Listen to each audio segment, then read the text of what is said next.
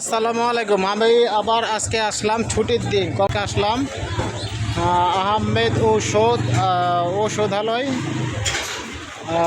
বসুন্ধরা ঘাটপাড়, এখানে আসলাম একটি ফ্রিজ দেখার জন্য। আর ফ্রিজে কী কী সমস্যা পাই সেটা আমি আপনাদের বলে দেব। আহমেদ ঔষধালয়, বসুন্ধরা, এখানে আমাদের একটা ফ্রিজে সমস্যা যে আছে সেটাই আমি আপনাদের দেখাবো এবং সমাধানটা দিয়ে দেব, যাতে আপনারা সেটা ঘরেই কিন্তু সব সমাধান করতে পারবেন, যার কারণে কিন্তু আপনারা কোনো টেকনিশিয়ান বা কোনো মিস্ত্রি কোনো প্রয়োজন হবে না।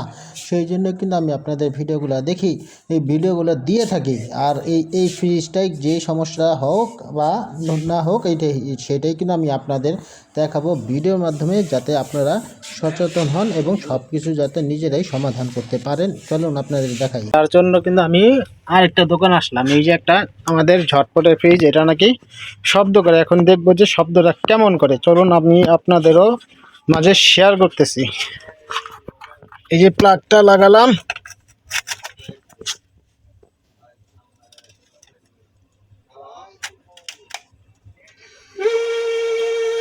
বুঝলেন?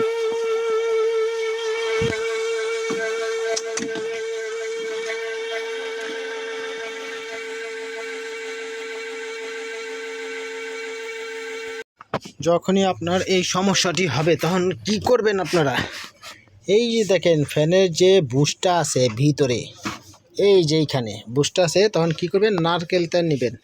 এইরকম যে কোনো ফ্রিজের যদি ফ্যানে শব্দ করে, যে কোনো সব ফ্রিজে তার ফ্যান থাকে না, যে ফ্রিজগুলো ফ্যান থাকে যদি শব্দ করে ওই রকম, তাহলে কী করবেন আপনি? ওই যে দেখেন, ওই যে কিনারে ফ্যানের যে কিনারে যে বুশটা থাকে, এই বুশটার ভিতরে হালকা করে একটা সমান তারে তেল দিয়ে দিবেন, যাতে ওই বুশটার ভিতরে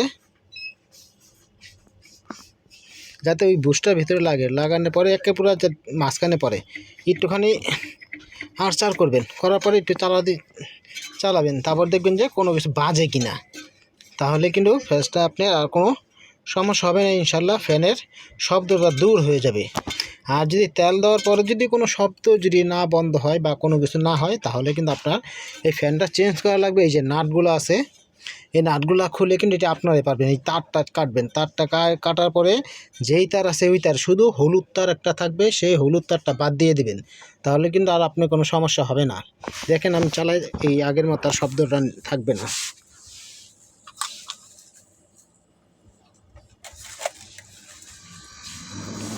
এই যে